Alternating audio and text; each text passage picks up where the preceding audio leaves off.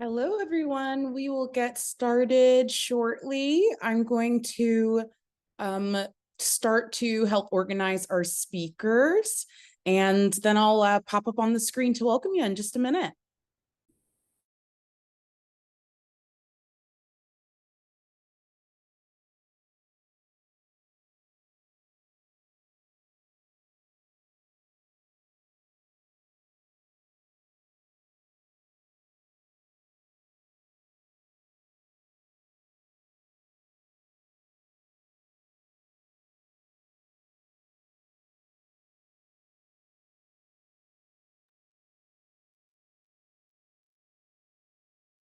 All right, everyone. Hello.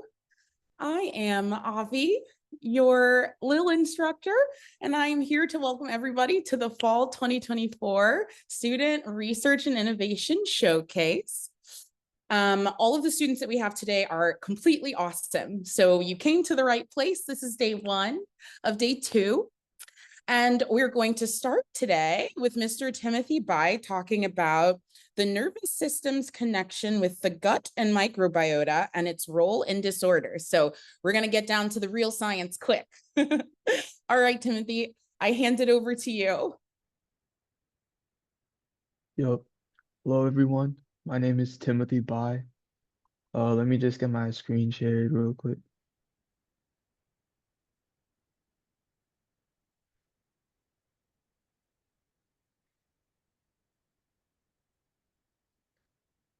Okay, can y'all see this? Yes, looks great. Thumbs Thank you. up. Okay.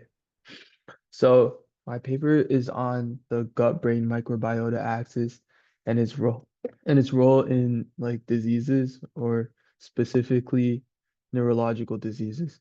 And in this diagram, you can kind of see a model of this axis where the brain influences the gut in certain ways, and the gut also influences the brain in other ways.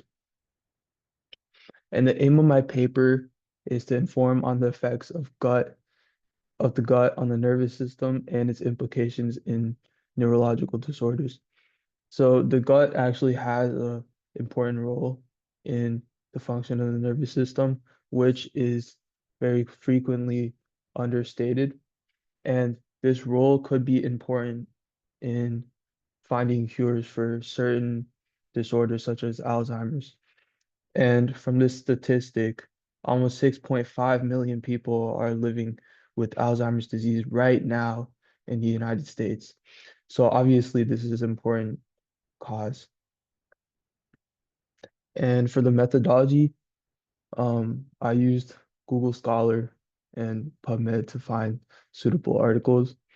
And I used resources that were written after 2022 because like things change quickly and resources before that time might be outdated. And I didn't actually do any original research, but I tried to find as much information as I could. So to introduce the gut-brain axis, the gut is home to many different microbes. And these microbes don't have to be just bacteria. They could be viruses, archaea, other stuff. And this is a diagram of the gut and the microbes that inhibit it in different places. Like E. coli is mainly in the rectum area, as well as Heliobacter, which is in the stomach. And these microbes can be altered by factors such as your lifestyle or like your how you live, if you exercise or not, where you go to work, nutrition, what do you eat. If you're malnourished, then your gut bacteria might not be as healthy as a person who's eating healthy. And these bacteria can affect the nervous system and cause orders if in dysbiosis. This means that the concentration of certain bacteria are not normal. Let's say we have less amount of E. coli and more amount of lactobacillus, then that would be in dysbiosis, and that could potentially cause more problems. Okay, so gut microbes affect the nervous system in two ways. These aren't like every way that the gut microbes affect the nervous system, but I think they're two important ways. And first is regulation through the vagus nerve. You can see through this diagram, the vagus nerve controls many different parts of the body, like the heart, liver, lungs, kidney, and most importantly, the stomach. So studies show that insertion of this bacteria, Lactobacillus johnsoni, into the stomach can increase the firing rate of the vagus nerve. So obviously that's pretty important for the rest of the body since this nerve is so interconnected. And production of butyrate by bacteria can also influence the vagus nerve because decrease appetite and the vagus nerve when encountering this chemical sends signals to the brain saying, hey, we need more food. And additionally, the gut microbacteria can also regulate neuroplasticity, which is the ability of neurons to kind of reform themselves into different configurations after you learn something or something happens. And this bacteria, Akkermansia muciniphila, produces serotonin. And serotonin is important because it's able to get into the brain, cross the blood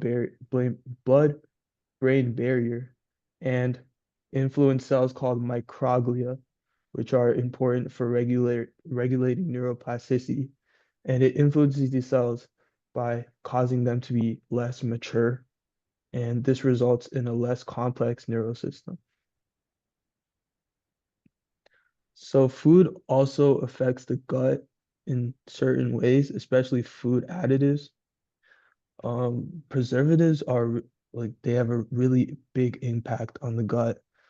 For example, sodium nitrate and potassium sorbate, which are in many common foods such as salami, hot dogs, bacon.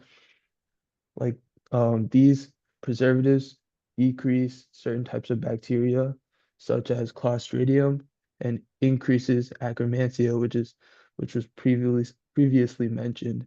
And um, this Clostridium bacteria decreases inflammation, while Akkermansia increases inflammation.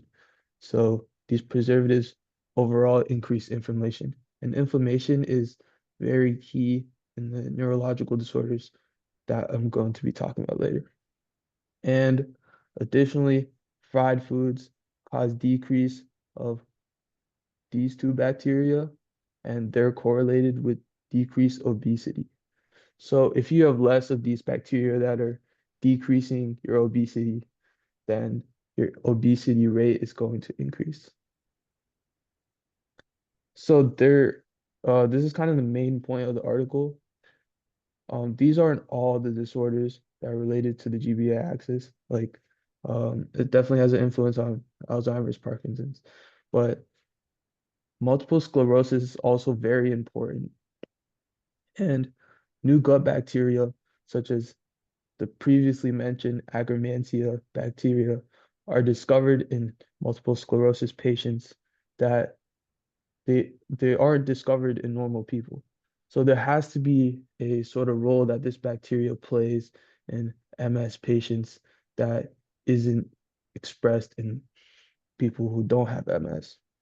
And there's probably a role in inflammation in this disorder since this bacteria causes inflammation, and inflammation of neurons causes them to stop functioning. And biologists aren't really sure about the direct links, but there's definitely potential for this to have a very big effect on MS prognosis and treatment. And in depression, the GBA axis is also very influential since depression causes the gut lining to, I guess, peel off. And it causes gut permeability, meaning that microbes are kind of they're kind of influenced by external sources. And this causes them to cause inflammation of neurons, which then causes more depression, which then causes more permeability. So it's kind of like a cycle. So that's why anti-inflammatory drugs could be promising in order to treat depression.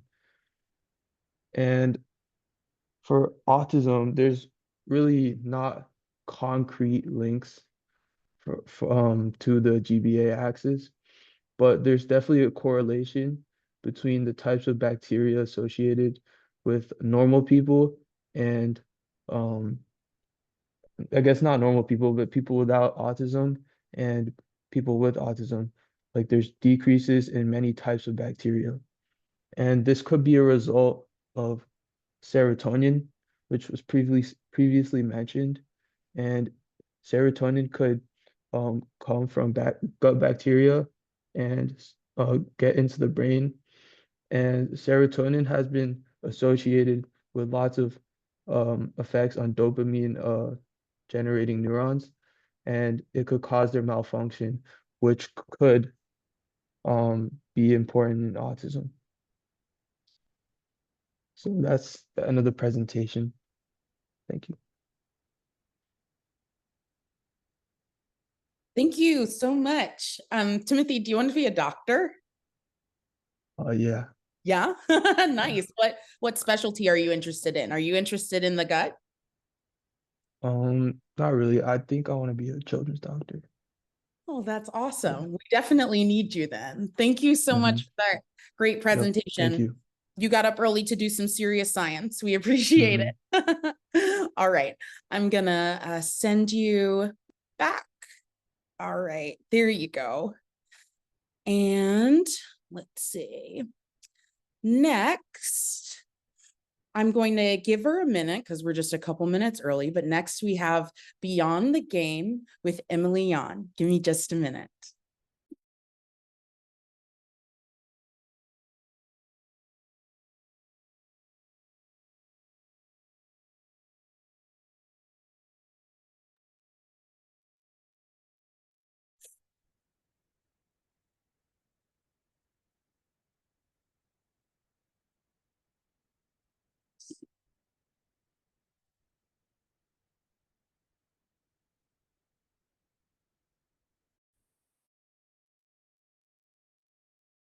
Amazing. So now we have Beyond the Game with Emily Yan. I actually got to take a look at some of this, and I think it's really interesting. All right, I'm passing it over to you. Thank you. Thank you. Let me figure out how to share my screen. Take your time. I got it. This one. Okay. Can you see that? Yes, looks great. Okay, great. Okay, so today, Beyond the Game is my overall project, but today I'm gonna mainly be focusing on the paper I did for it. And this paper is on the neurological impact of religion and spirituality on the brain. It's called Religion on the Brain, a look into the neurological impact of religion and spirituality. So today I will be going over the different parts of my paper, starting off with the aim and then ending off with a conclusion. So I pursue this paper in hopes of discovering the impact of beliefs on the brain. Beliefs are a significant part of our identity. One might even argue that they are the core of who we are. As a result, they shape our social interactions and influence our mental health. In this paper, I look into the neurotheological studies that reveal distinct neurocorrelates associated with religious experiences. The data will reveal the significant psychological benefits of religion and spirituality, and I will refer to religion and spirituality as RS throughout the presentation. So first, we're going to go into the field of study of neurotheology. You've probably heard of neuroscience, but not neurotheology. This is because neurotheology is a fairly emerging field of study that researches the relationship between neurology and religion. However, it is not well known because researchers approach it hesitantly due to the complexity of beliefs. This is because beliefs exist within a broader network, and due to their intertwined nature, it is difficult to isolate them into discrete forms to study them fully. However, this field should be pursued due to the sheer significance of beliefs in shaping our identities. And in general, neurotheology is a combination of various fields, including neuroscience, neurobiology, psychiatry, and more. Now I'm going to go over the kind of cyclical nature of the formation of beliefs. So it all starts with a trigger. At this time, the brain will take note of a sensory experience, and this can be a particularly significant experience or just any experience that holds weight. It is also important to note that many beliefs do not need a huge event to develop and are often shaped by accepting socially agreed upon values. It is also difficult to find the many ways beliefs are developed, but an impactful experience in society's influence are two of the more overarching um, uh, methods. Sorry.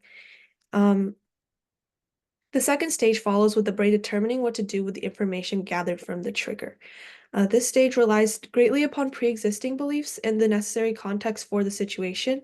Therefore, the proto-beliefs that are being processed are idiosyncratic and unique to the subject's character and experiences. This stage often reinforces a pre-existing belief with new information, as humans are not wired to enjoy change. This is why people are so susceptible to information that aligns with their beliefs and vice versa. The third stage is where the brain finally evaluates these proto-beliefs. This is the stage where the brain decides whether the proto-belief will be established by evaluating its consistency with pre-existing beliefs. Beliefs that do not align with inherent beliefs will be examined more intensely than aligning proto-beliefs, and many of them will not become established to avoid dissonance.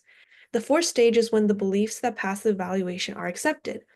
The accepted belief is placed within a network of similar beliefs that are part of an interrelated network that builds up the subject's belief system.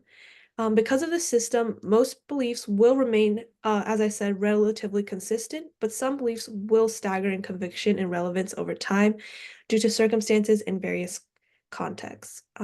Finally, the fifth stage lies in the effects of the belief. Beliefs are, as I've said many times, an inherent part of who we are. They dictate our actions and choices in our daily lives, typically without immediate questioning or reflection.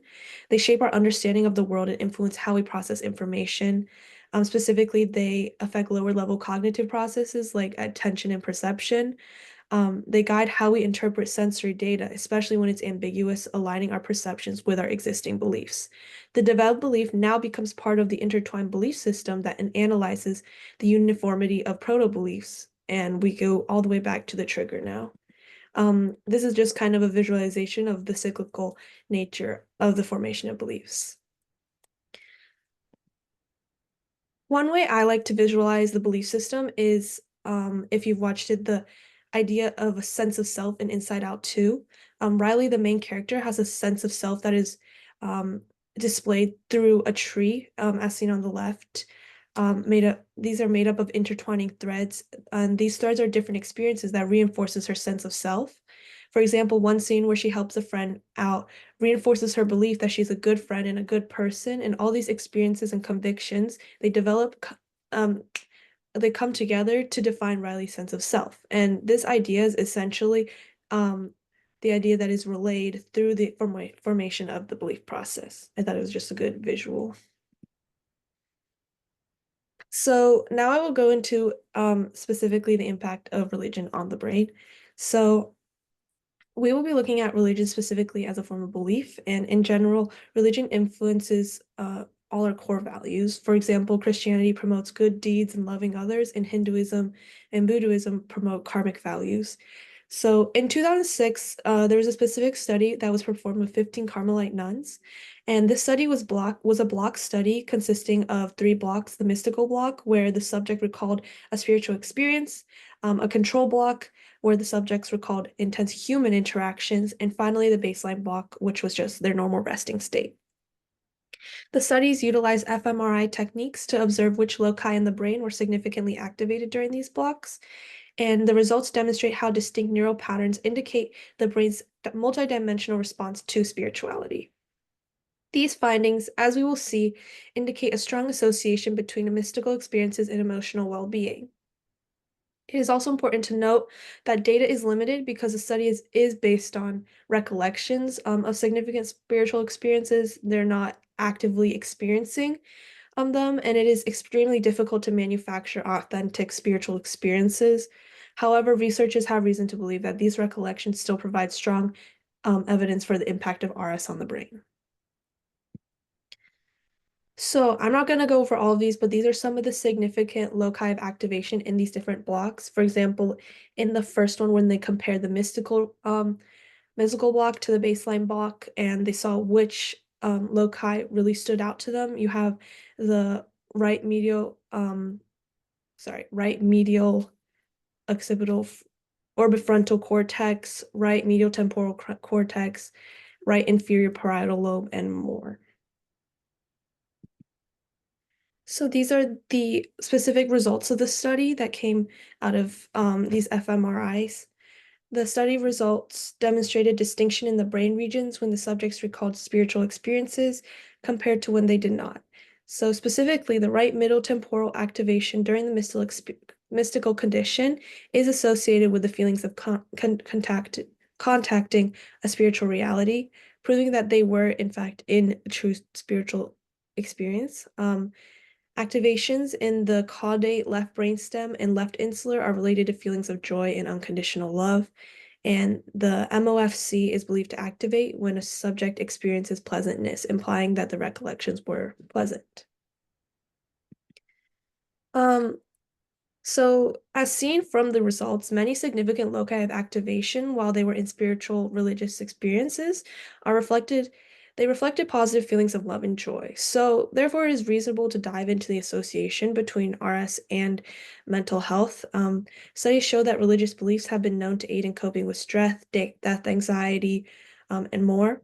Religious people also have a greater life satisfaction and a lower percentage of depression and anxiety. So much so that the risk of depression in an individual can decrease by up to 80% compared to individuals who are not religious or spiritual.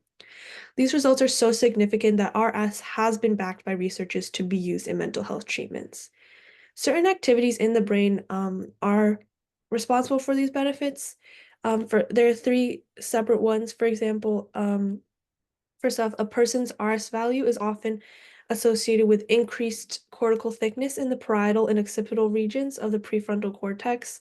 The thickness is believed to allow for tougher resistance against the development of depression. Additionally, high RS importance is also related to decreased default mode network connectivity. For context, DMN connectivity is a collection of brain regions that are active when a person is not engaging with external stimuli, but is rather focused on internal processes. Finally, a high RS value is also associated with greater posterior dominant alpha rhythm during rest. A high PDR is associated with relaxation and a greater receptivity to treatment. However, it is also important to note that conflicting studies do exist regarding the inferior parietal lobe significance. Some believe increased activation is associated with intense RS, while others believe it is the other way around. So, in conclusion, beliefs are, I will reinforce this, the foundation of our identities, and a significant part of our interactions with the society. Therefore, neurotheology should be furthered as a field of research, and studies like the Carmelite nun study prove the significant results that can be obtained from this field. The study, through visualization of the state of the brain in these RS experiences, also allow us to understand the impact of religion on the brain and its benefit for our overall well-being. Religion and spirituality can play a significant role in mental health and should be furthered to see the benefits they can have on treatment. Thank you. That's amazing. Thank you, Amelie. Do you want to be a neuroscientist? Yeah, it's like a field that I've recently become pretty intrigued with. So, yeah. I wrote a similar paper in grad school, so I love the topic. I think that you did a wonderful job. Thank you so Thank much. you so much. All right, I will send you back to being an audience member, low pressure. You've done your hard work for the day. All right, there we go. So we have another presentation coming up. Give me just a moment to make sure everyone's ready. Thank you.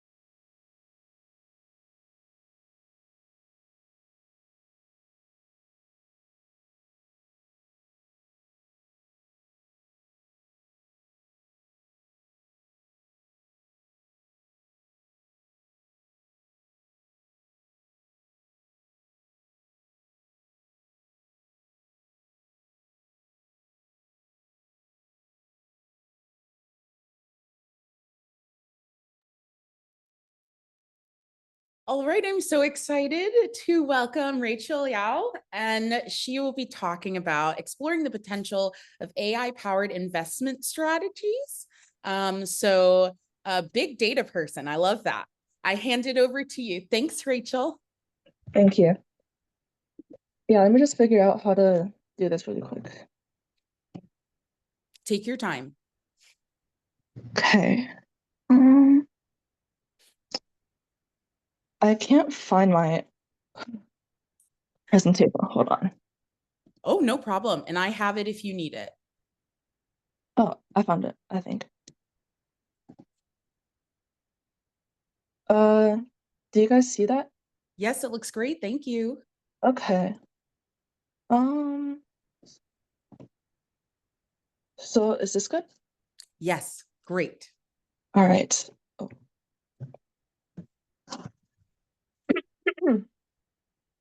All right, so just a side note, I have my slide on a big screen and the meeting on a smaller screen, so I might not be looking directly at the screen. Is that okay? Yes, definitely. All right, thank you.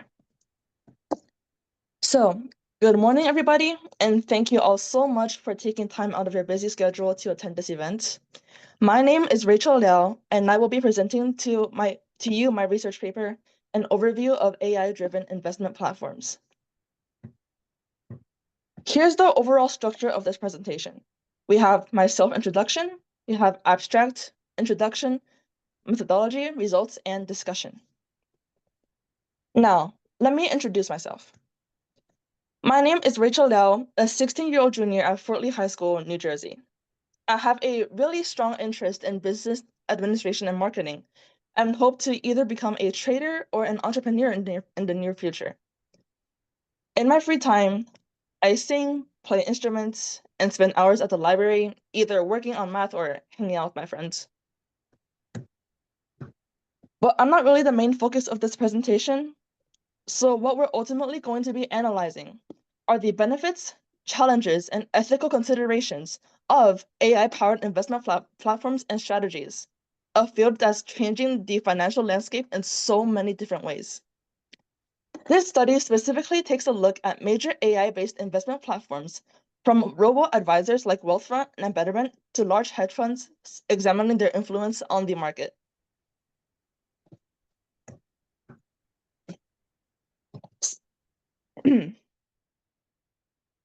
Yeah, in today's world, the stock market is one of the key indicators of a country's economic health. It serves as the complex system where companies raise capital and investors seek returns. Since the 1990s, artificial intelligence has significantly transformed how decisions are made in the financial world. One of the main technologies behind AI and finance, as shown in number 3, machine learning techniques, is machine learning, which can be broken down into 2 categories as shown in this picture: supervised and unsupervised learning. So what exactly is supervised and unsupervised learning? While it sounds complicated, it's actually really straightforward and implied in the name. Supervised learning uses historical data to predict future stock prices, while unsupervised learning identifies patterns in the data that might not be immediately obvious to humans. Though more difficult to explain, unsupervised learning can offer insights that might otherwise be missed. So take a look at this photo shown here. Above is a visual representation of the difference between the 2 forms of learning. As shown, human input isn't required to train unsupervised algorithms to find patterns in data, while supervised algorithms, the more accurate and comprehensible, require divisions of categories.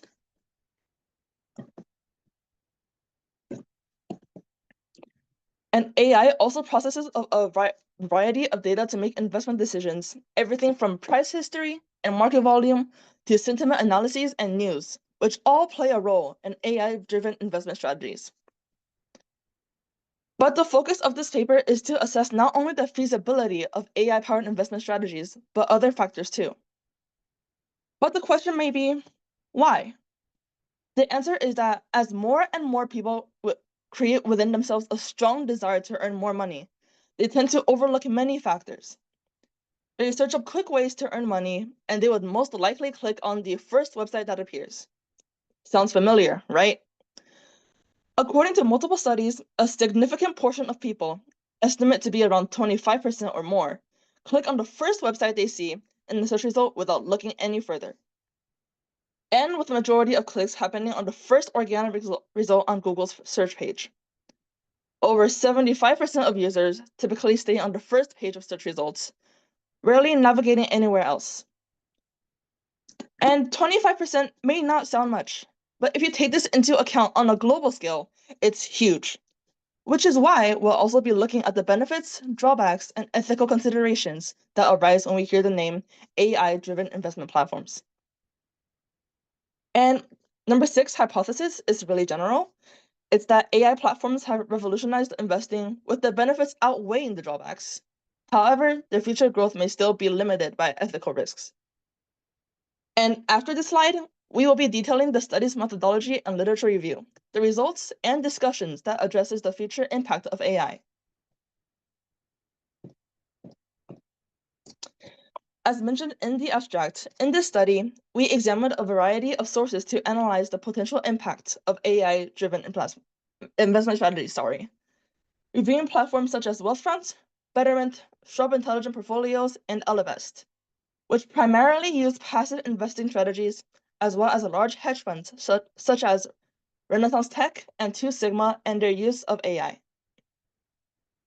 There are other large hedge funds such as D.E. Shaw and Citadel, but this presentation will only focus on 2 of the many hedge funds out there.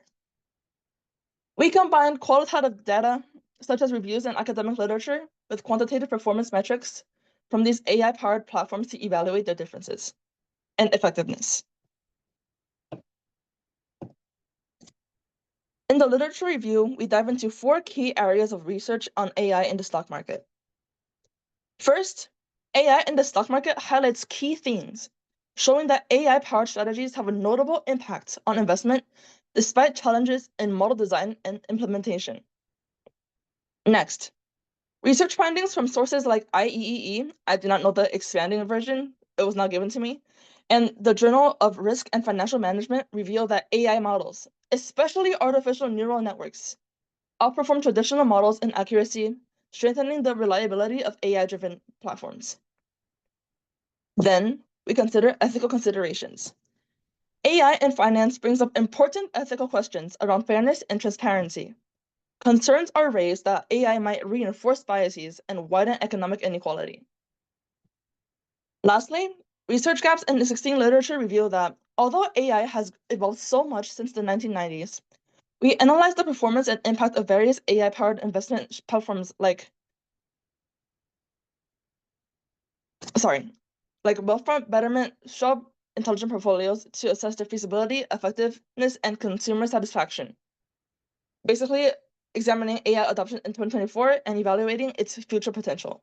Since if you search online, most of the research papers now have only been published in like 2022, 2021, which is not as recent. And to keep this presentation short, let's focus on 2 well-known platforms, Wealthfront and Betterment. Wealthfront focuses on passive investing through a balanced allocation of bonds and index funds, such as the S&P 500, which I'm sure sounds familiar to most of us.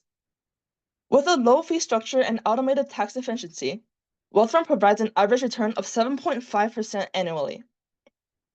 However, its reliance on passive strategies limits its response to short-term market opportunities. Despite higher minimum balances and limited customization options, Wealthfront remains popular for its user-friendly approach and solid returns. Second, Betterment stands out with its diversified, low-cost portfolios and advanced tax loss harvesting features. Historical data shows impressive returns, averaging around 12% annually. Betterment's strength lies in its AI-driven personalization based on user goals and risk tolerance with no account minimum. However, the platform lacks margin trading and imposes higher fees for premium services, which may deter some investors. AI-driven platforms, as shown in number 4, also present ethical challenges, however. Algorithmic bias, privacy concerns, and potential over-reliance on AI are really significant. Without a transparent system, investors may also struggle to understand the basis of AI's decisions and raise questions regarding accountability and potential bias. And number 5, large hedge funds. Large hedge funds like Renaissance Tech and Two Sigma leverage AI for advanced trading strategies. Renaissance uses AI to identify complex patterns in financial data, while Two Sigma relies on quantitative trading and market trend analyses. Although profitable, these hedge funds face ethical concerns about algorithmic transparency again, and the risk of market manipulation. The fast-paced, high-volume trades enabled by AI can disrupt the market, while the adoption of AI may lead to job displacement within the finance sector. So, while AI-powered platforms offer substantial advantages in returns and efficiency, they bring ethical and operational concerns that must be addressed. By balancing innovation with responsibility, both individual platforms and hedge funds can contribute to a sustainable and fair financial industry. And these are some images of the returns. Wealthfront and Betterment. The purple one's in for Wealthfront, and this one's for Betterment.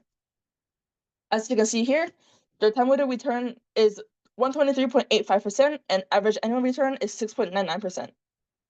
If you put it at a risk score of 5.0 and an initial balance of 10,000.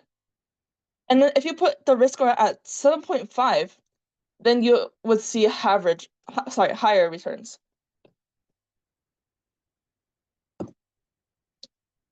So AI has revolutionized finance, transforming investment strategies with unprecedented precision and effectiveness. Platforms like Wealthfront and Betterment bring these advanced tools to everyday investors, while companies like Renaissance Tech leverage AI to gain a competitive edge. For individuals and firms alike, AI offers significant benefits, enabling more sophisticated and accurate decision-making. Looking into the future, AI's role in finance will only deepen, potentially leading to a market dominated by rapid, data-driven AI trading. However, this raises concerns about ethics, transparency, and the risk of over-reliance. AI can make market predictions that even experienced analysts may overlook, but it also introduces risks if left unchecked. For wealth managers, the rise of AI presents both challenges and opportunities. AI may handle routine analysis, but human insight will remain essential for personalized client relationships and nuanced decision-making. Rather than replace the wealth managers, AI should complement their expertise, because we can't have AI replacing all of the jobs in different sectors. But this study, while comprehensive, is not without limitations. It primarily focuses on quantitative data and a subset of AI models, and future research could broaden these aspects. Ongoing slides are needed to explore AI's ethical implications, its long-term impacts, and pathways for human-AI collaboration in finance. But here's the big question. We've already seen the development of AI over the past 3 decades, but what can we say about its potential in the future? The challenge is clear. Ensuring that AI elevates human potential rather than replacing it, while harnessing their immense capabilities even further. Hence, with careful integration and ethical oversight, AI has the potential to not only reshape the market, but establish a more inclusive and intelligent financial future for all. If you have any questions or comments, please reach out to my email as shown here. Thank you for listening. Wow, that's wonderful, Rachel. Thank you so much. Do you have an ideal firm that you'd work for someday, or are you not that planned ahead? Okay, so I hope to get into like a good school first and then work in a firm at Wall Street, such as like Goldman Sachs. Yeah, great. Aim big. I love that. It's totally doable. I have an old high school friend who's at I think maybe Brookings. So yeah, all that stuff's totally achievable. Awesome. Thank you so much. Thank you so much. All right, great. I'm gonna send you and your volume out of the pressure seat. Give me 1 second. Great and great. All right.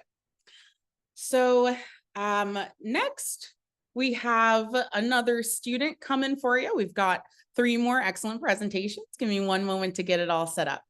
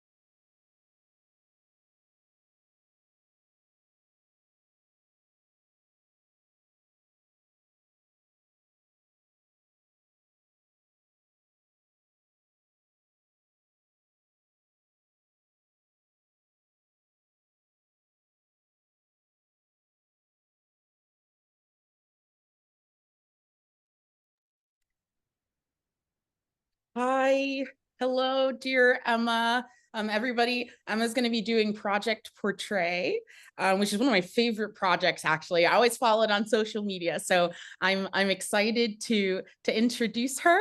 And I hand it over to you if you're ready. Alrighty, thank you so much for inviting us today. We are really so pleased to be given this opportunity. So without further ado, let's get started. Project Portrait. Wait, why is it? Oh, okay, gotcha. All right. So what is Project Portrait? Project Portrait aims to improve the confidence of the viewer by personal branding, writing, and debating. Now, all of these threads may seem very loosely connected at first, but we'll get into more detail later as to how they're actually a lot more closer related than you think. So let's look at the origins of Project Portrait. An insecure girl. Project Portrait's origins are found in a story that is deeply personal and unfortunately commonplace. Project Portrait began with a girl in middle school who was unsure of herself. She had just moved to a new state during the pandemic and had no friends. She was riddled with anxiety and depression. She was determined to change. She wanted to shed the suffocating grip that worry and imposter syndrome had on her. She set out on a quest to destroy this monster. Fast forward a few years later, and your girl has moved to a new state. But instead of debilitating despair at her side, she had something different. She completed her quest. She was confident. She had made friends. She no longer struggled with imposter syndrome. She was now thriving. That girl is me, Emma. We created Project Portrait so that we can help the kids who are struggling with their confidence because we know better than anyone how that feels. We also know the power that comes with confidence, and we want to share that with our audience. And that brings us to the importance of personal branding. Believe it or not, everyone has a personal brand, whether or not you're on social media or you keep a relatively private social life. Your personal brand is how your future boss, future romantic partner, future friends are going to see you. Again, regardless of whether or not you are on social media. So that also brings us to writing and debate. We use debate because that is an important way to convince and persuade others to your beliefs and therefore helps with confidence as well as addition to writing, things like resumes or applications. It is very important that you recognize how your personal brand is built through those different devices. So future plans or goals. Our plan to set our ideals in motion is to create an affordable academy for personal branding.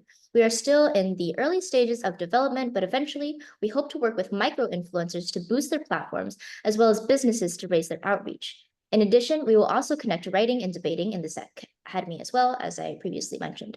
Being able to portray yourself well on paper and persuading others is an underexplored method to boosting your confidence, and we want our clients to achieve their best selves.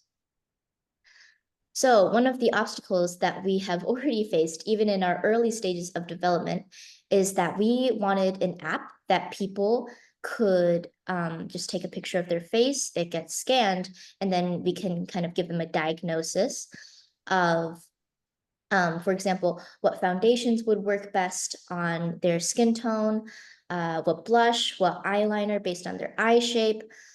But unfortunately, we found out that that app already exists, and that was supposed to be the final phase of our plan. So we found out that that app exists. It has hundreds of thousands of users. And so we were like, okay, we got to pivot. So we pivoted to making a personal branding for social media. But even if you don't have a social media profile, we will still be able to work something out with you. At the end goal is just for you to gain confidence, whether that is through social media or not. So we will make our personal image service free to gain an edge over these competitors and have a really minimal price for this personal branding academy. So platforms, you can follow us at our handle here, Project Portrait. And you can also read our blog at projectportrait.com. We have some really interesting articles there exploring things like colorism and the way that affects our perception of celebrities, and really interesting things like that. So, concluding words, we would love to help you manage your own passion project socials free of charge. We know we have a lot of those here at Leadership and Innovation Lab.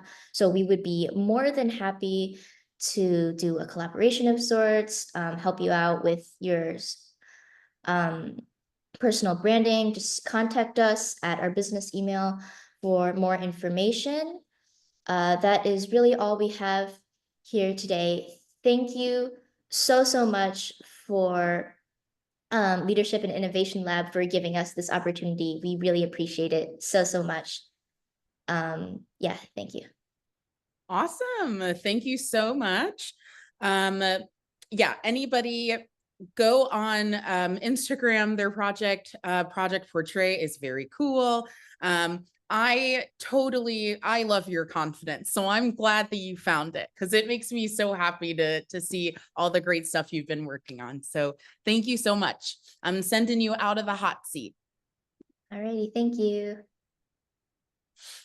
Okay, so next, right on time, great. We have our next student. Let me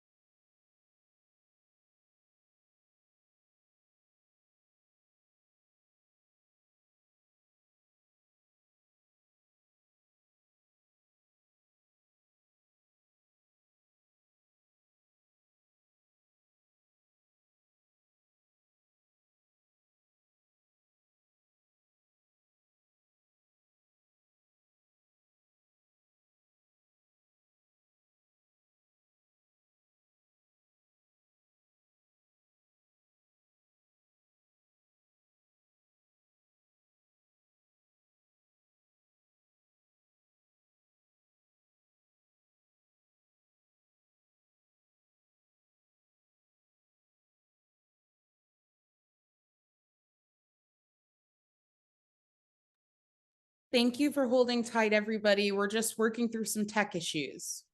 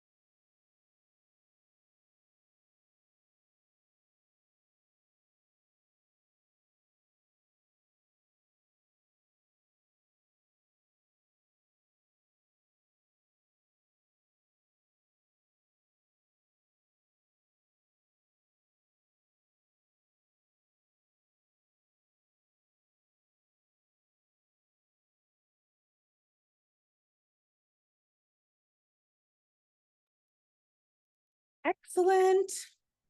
Great. Okay, so we're moving up Miss Abigail Tatra.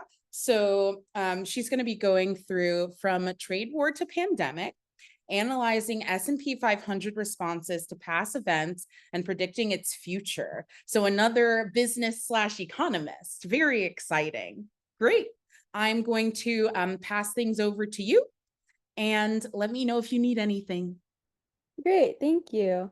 Sorry, just give me a few minutes while I figure out to share my screen and my presentation.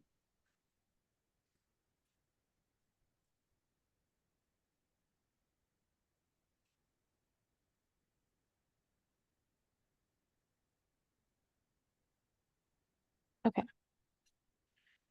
So thank you again for giving me the opportunity to present my research today. My main topic was from trade war to pandemic, analyzing S&P 500 responses to past events and predicting its future.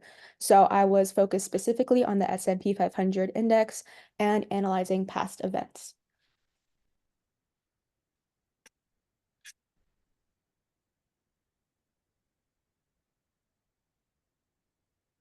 Sorry, just give me 1 minute. I'm having a bit of difficulty going to the next slide.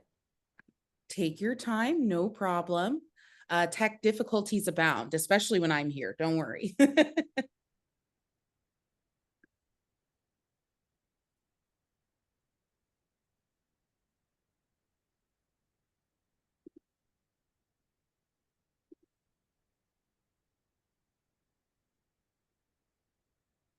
And also let me know if you'd like me to share it, because I can do that too. Thank you.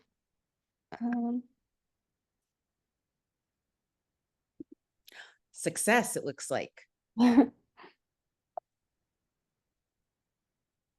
Okay, so a quick introduction about me. I'm currently a high schooler in San Jose, California. And after gaining initial exposure to finance through interviewing financial professionals, I have developed a strong interest for finance and business. And I hope to continue furthering my interest through university level research. And I plan to pursue majors such as business and finance beyond high school. In my free time, I like to enhance my knowledge in business through working in marketing under a financial services company and taking accounting courses at my local community college. And this research paper was really my in-depth introduction into the stock market. So it was a great way for me to gain initial exposure to how the stock market functions. So it was a really fun project and a really educational project for me as well. And in my free time, I enjoy spending time with family and reading. So just an overview for this project, I'll do a quick introduction about a quick abstract about what my project is and the overall structure. I'll give my aim for the project and what I hope to discover and analyze through using past data of the S&P 500. I'll go over the project structure that I used for my research project. I'll go over the methodology and what methods I used to collect my data. And then I'll focus in on two specific events that I centralized my research paper around, which was the 2018 trade war and the COVID-19 pandemic. And within each event, I'll also dive in more into the financial sector within the S&P 500 and focus on a couple of specific financial companies that were impacted the most. Along with that, I'll give a future prediction about what I personally think will be an oversight into what the S&P 500 will be looking like within the next couple of years based on the past data that I used in my research project. And along with that, I'll provide a concluding statement or an overarching conclusion that I have discovered from my research paper.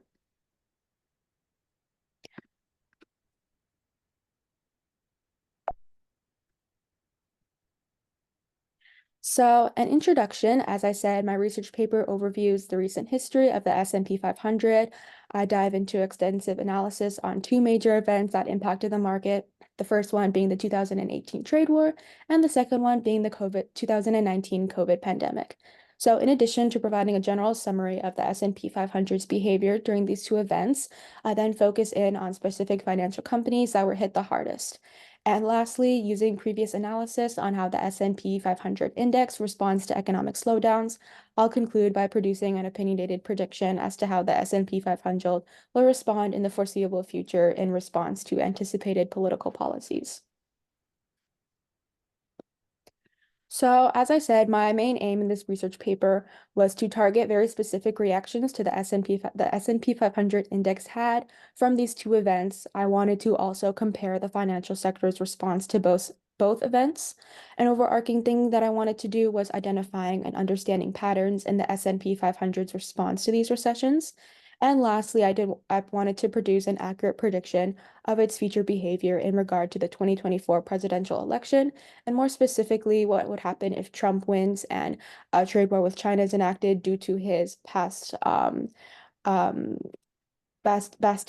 implications about how he plans to enact more tariffs, thus impacting the S&P 500.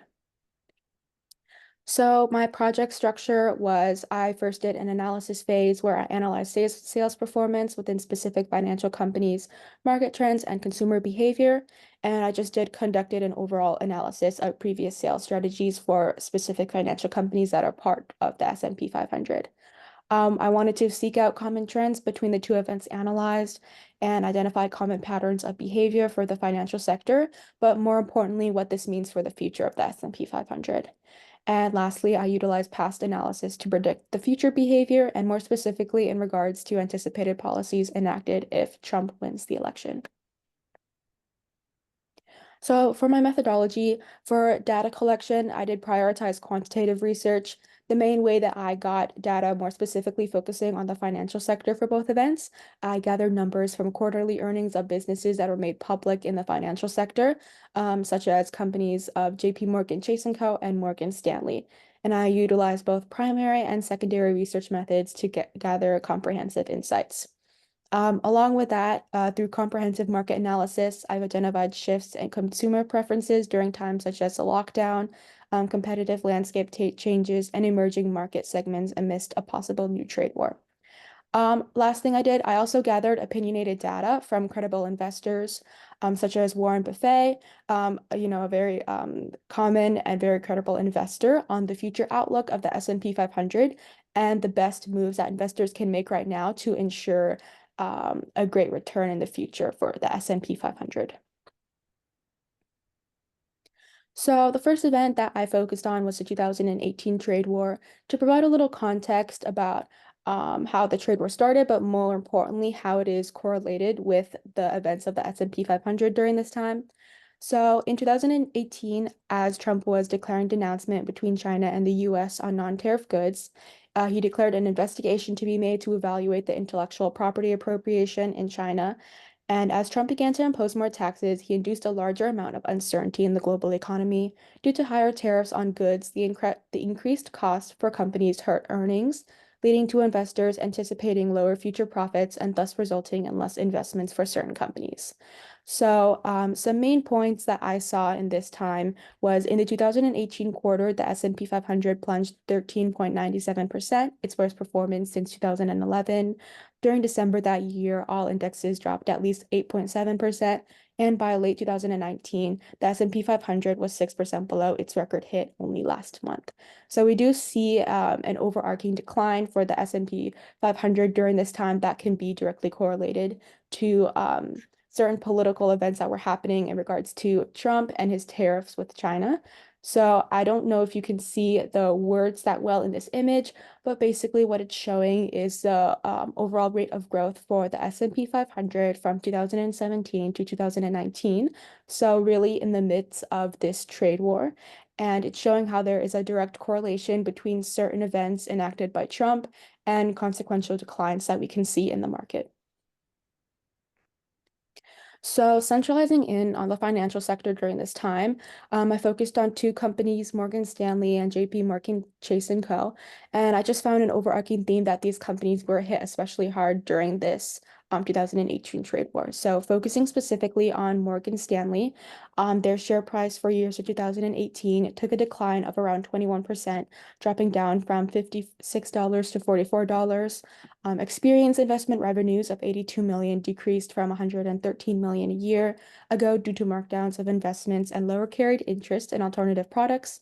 And overall net revenues dropped from 9,872 million to 8,548 million.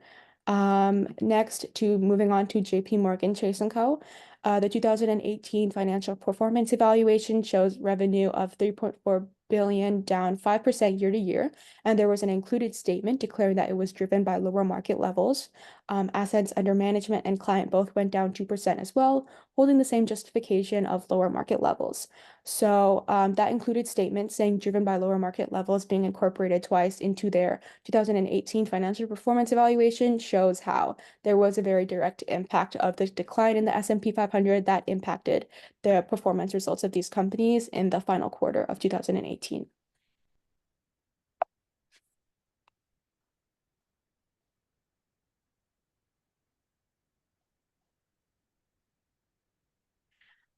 So moving on to the second event that I focused on, which was the 2019 COVID pandemic.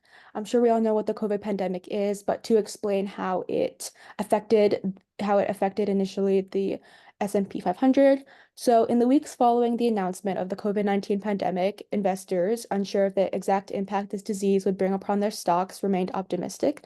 But unfortunately, after March 2020 hit the stock market terribly, investors began panicking over how the impact of a government-issued lockdown would affect demand and profit for the businesses they had invested in, and transitions to lower risk investments and cash directly began.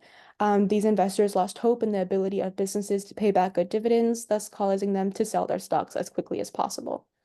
So you can see in this time period that's highlighted within the image how there was a very notable drop within the S&P 500 during this time. So there was a direct correlation between how the really in the first periods, exactly the first month that this COVID-19 pandemic was established as a government-issued lockdown, how there was a direct translation to what this meant for investors. And due to this panic and instability rising within the economy during this time, investors began to withdraw their investments, consequentially leading to this decline. So some main points that I saw is, as you can see in the image, in March 2020, the S&P 500 actually dropped down to a staggering 25%. So there was a very noticeable decline during that period. Companies under the energy and financial sectors reached low points of 44% and 57%. And on March 23, 2020, the S&P 500 witnessed an unusual drop of 35% compared to a record high in February 2020. So there was a very steep and very sudden drop from February 2020 to March 2020. So during these initial periods of the COVID pandemic, we see a very noticeable and deepening drop.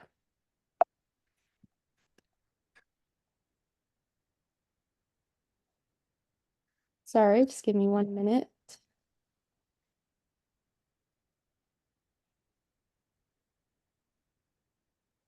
So focusing on the data analysis, more specifically the financial sector during this second period of the COVID pandemic, I focused on 3 companies, so JP Morgan, Chase & Co., Bank of America, and Morgan Stanley. And while I did see the same common pattern of these financial companies being hit hard during this time of strenuous foreign relations, I actually saw that other companies surprisingly did better as well, which I took note of. So first off, the JP Morgan Chase & Co., there was a 20% decrease in net income, and lending revenue was marked down 23% year to year, and it was said to be driven by mark-to-market losses on hedging of accrual loans. For the Bank of America, annual earnings went down 42.01% in 2020, transitioning from 32.75 billion in 2019 to 18.99 billion in 2020. So there is, an overarching theme of having this decline in revenue, but more specifically during those first few months of 2020 as there was a rising of instability in the economy. So for Morgan Stanley, I actually saw a reverse effect. So there was a net income of 11 billion during this time, as opposed to 9 billion in 2018. So there was definitely different tendencies in how these financial companies reacted. And I think it also has a factor of how well prepared companies were for this sudden change and what effects that had on the company as well. So lastly, I wanted to use this past analysis that I had on those 2 events to create a predicted outcome as to what the future of the S&P 500 looks like, but I wanted to look at it more specifically in political terms. So I raised a central question of what would happen if Trump wins and another trade war is declared. He's been seen to he's very directly shown that he does have a very focused intent of increasing tariffs if he wins the next presidential election, and investors have been debating that there is the very high possibility of another trade war being declared, more specifically in regards to the tariffs that he hopes to enact and our foreign relations with China as well. So the first thing that I took note of was a decrease in the stock market performance. I, with investors as well, believe that it's very likely that the index will experience yet another downfall due to past market tension reactions and trade tensions. And I think past evidence shows this as well, with the stock market experiencing around a 2% drop within one day of enacting the tariff increase. And the market did continue to go down as China raised tariff on US goods as well. So I think that there shows like a very cause and effect reaction in terms of a trade war being declared and causing more economic uncertainty and instability going on, thus causing a decrease in the stock market performance. But more specifically, I think that there will be a decline within certain sectors of the S&P 500 more than others. So I think industries more reliant on imports and exports will be hit more intensely by Trump's new regulations, causing a more consequential decline in their investments as well. So I don't think it will be a very same or equal pattern within the sectors of the S&P 500, and I do think that some will be more consequential to the results of this possible trade war more than others. And lastly, although I do think that there will be a decrease in the stock market performance, I also do think that there is hope that there will be an improved company response this time around, because it has been shown that financial companies have strengthened their risk management since 2018, and global logistics companies have already started planning for a potential trade win and any strategies needed to mitigate additional tariffs. So I don't think that it will be the exact same reaction as the first 2018 trade war, because I do think that these financial companies have past experience that they can rely on and hopefully be more well prepared for what will happen this time around. So for my conclusion, some overarching themes that I derived from this research paper was that past events regarding recessions and the performance of the stock market have had a major impact on the S&P 500, looking more specifically within the financial sector during my research project as well, that extend out to many years. And analyzing past behavior and how businesses react to these financial crises will help determine the S&P 500 future tendencies. I think this was a very interesting project for me because I got to understand how, a lot of economists dedicate studying the past of the S&P 500 and using that to direct and lead their future investment strategies. So I think it was a very interesting way to look at it and analyze the past in order to predict the future, really. And so while the 2024 presidential election does introduce the possibility of continued trade tensions, I do believe that with the benefit of prior knowledge and strategic planning that is already shown to be evident within certain companies of the S&P 500, I think that our economy has the potential to continue thriving. And that is all that I had for my project. Thank you very much. Thank you. All and more than enough. That was very interesting. I will take you out of the hot seat so you can enjoy watching from here on out. Thank you so much. Thank you. Okay, so last but certainly not least, we have Understanding Financial Literacy in Immigrants and Non-English Speakers in the United States by Jack Andreasetti. And so I, luckily, I have gotten to see his work along the way. So let me let him in.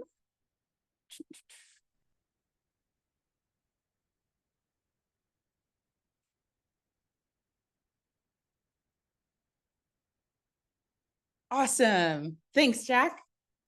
Thank you. Let me just share my screen real quick.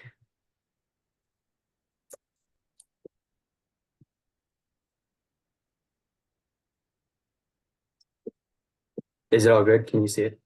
Yes, looks great. All right, thank you.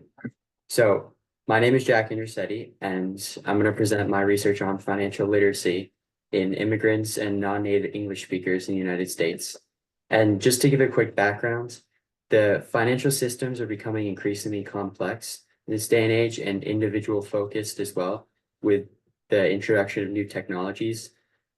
So understanding financial concepts is more important than ever.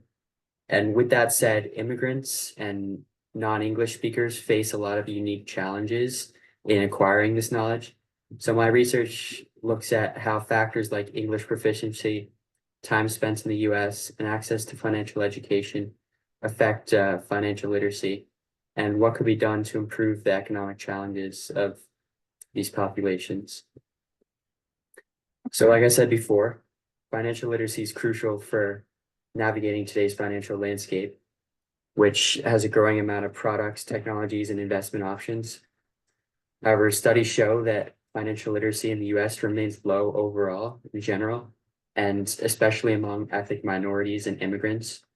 And the disparities between demographic groups usually lead to worse financial decisions, which affects their economic security long-term. And it's kind of what inspired me is my family's immigrant roots in Mexico and Italy.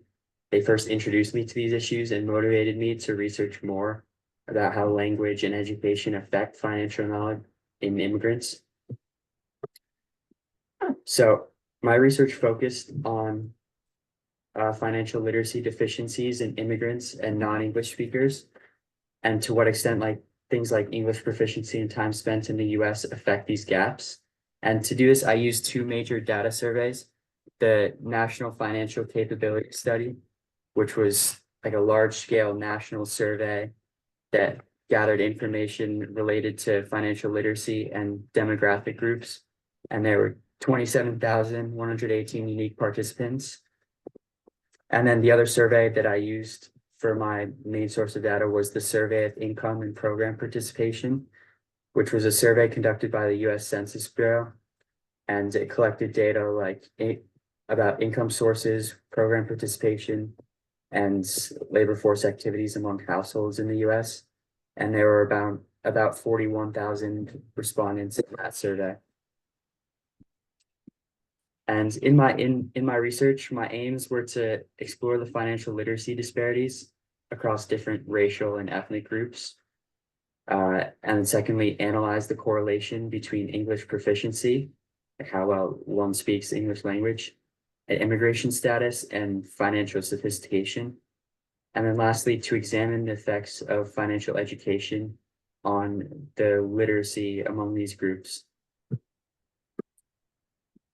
So for my methodology, I analyzed financial literacy with three main indicators. So firstly was scores from financial literacy tests and self-assessments of financial knowledge, and financial sophistication, which was a proxy that I made for financial literacy, which was based on the ownership of various financial products. And I looked at these variables across different demographic groups with a focus on immigrants mainly. And some key explanatory variables that I found for financial literacy were race, ethnicity, gender, age, education, and income. and then as well as English language proficiency and time spent in the United States. And lastly, participation in financial education courses was a big one. And in my research, I used multivariate regression analysis, specifically ordinary least squares or OLS and binary Probit models to kind of examine and put on paper how these factors influence financial literacy outcomes. So the key findings from my research were firstly that there's a strong positive correlation between English proficiency and financial literacy. So that means that immigrants with higher rated English speaking abilities performed better on the financial literacy tests that they received. And then secondly, time spent in the United States also had a significant impact on financial literacy. So I found immigrants who lived in the United States for less than 5 years were much less likely to own a bank account, while those who've been in the United States for 20 or more years had financial literacy levels comparable or equal to native born Americans. And then the last key finding I found was that financial education significantly improves financial literacy. However, its impact is different across different demographic groups. So for example, immigrants with lower English proficiency benefit less from financial education than those who are better with the English language. And with those findings, it prompts some policy recommendations that we could do to kind of combat these disparities. So the findings of my research made clear, at least to me, the need for tailored financial literacy programs that could address both language and cultural barriers. And I think policymakers should consider developing programs that would both improve English proficiency and financial literacy for those immigrants who are struggling and non-native English speakers. And then also, I think that removing barriers to financial products, like potentially offering gateway accounts for new immigrants or other examples like that, could be beneficial for, I guess, a quicker integration into the financial system for these groups. And I strongly believe that programs like this have great potential to benefit economic security overall. And then I just want to note a few challenges I faced in my research before I give the final conclusions and thoughts. And one of them was that accounting for other factors that could have affected financial literacy, like socioeconomic status and access to financial products, was difficult because these factors and things like systemic barriers faced by immigrants complicate the relationship between what I was examining, English language proficiency and financial literacy. And on top of that, even though financial education improves outcomes, only 21% of the respondents in my study had any formal financial education. So it just shows there's like an overall gap that's very widespread in access to financial education that should be addressed, and just the generally low levels of financial literacy in the United States. And so that said, just to conclude, my research shows that English proficiency and time spent in the United States are really crucial factors in the financial literacy of immigrants and non-native English speakers. And by addressing these barriers with targeted financial literacy programs or policy changes, we could help better integrate these groups into the financial system, which would ultimately improve their economic security and long-term well-being. So yeah, thank you. Thank you so much, Jack. That was awesome. Everybody can, if you are more interested in the details, find this paper in the upcoming issue of Scholarly Review, where it will be. I believe also Amelie Jan's paper is coming out in our next issue of Legacy Gazette. So if you want to know more, you will hear more about these students, which is fantastic. Jack, I'm going to take you out of the hot seat. Thank you so much. Thank you. Okay. So everybody did a wonderful job today. Please feel free to reach out to me if you would like to make a connection with other students, or if you think that your friend might want to join their group or work on their research. All of that is great. You can contact me just through the Leadership and Innovation Lab website. I'll see any of those comments or questions that come for me. Again, I'm the Lil instructor, Avi Heglin Fisher, and it was so nice to have you all here today. Please feel free to reach out through whatever your Lil connection is. And I look forward to seeing you in the next Student Research and Innovation Showcase.